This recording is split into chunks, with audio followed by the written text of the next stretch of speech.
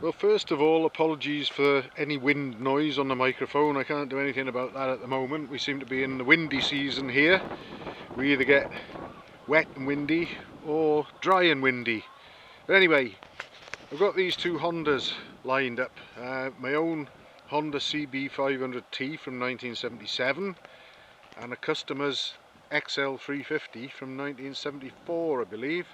And the reason I've got them here is I've already mentioned on some forums, and I think maybe some people think I'm going a little bit mad here, but having got the engine working in this XL350, I was also asked to take a look at the electrics and see if I could get various lights and things working as they should.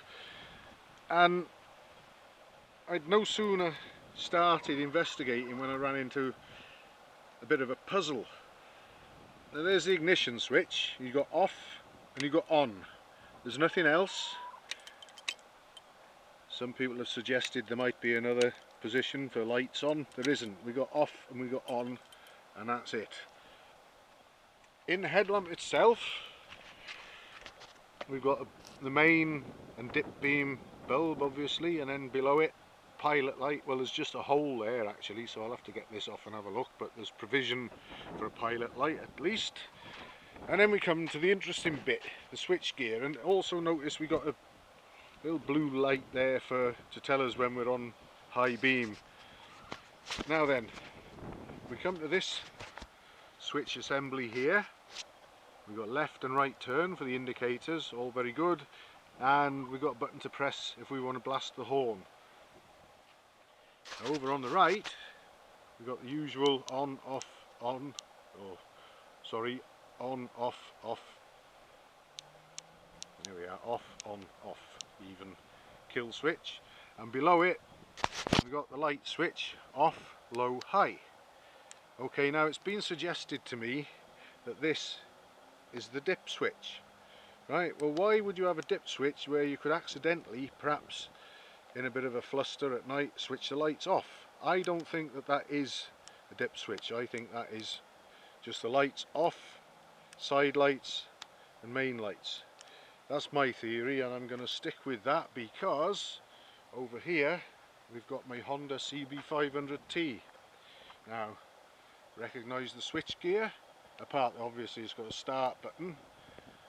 We've got the kill switch, off, on or run, and off. And then we've got lights. We've got the dot for off, we've got P and H. Okay, so we had L and H on the other one, we got P and H on this one, but essentially the same switch. So I suppose you've got side lights, parking lights, and then high. And I know that to switch the lights on this machine, you have to be over to the H. And then, once they're on, over here, as well as the left and right turn for the indicators, lo and behold, we've got a dip switch. Lights, high, low.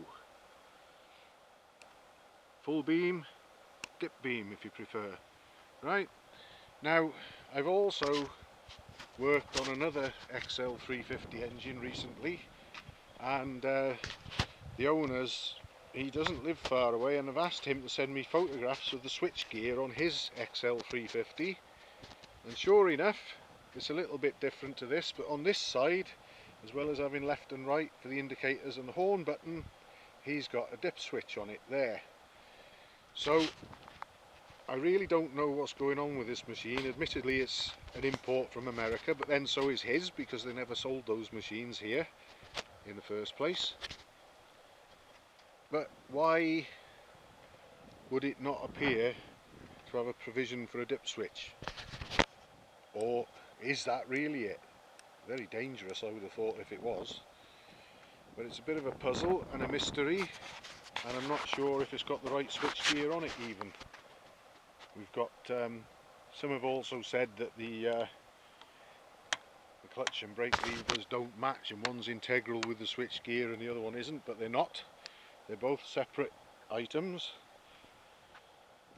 But there seems to be something missing, or certainly dip and high beam functions missing as far as I can tell.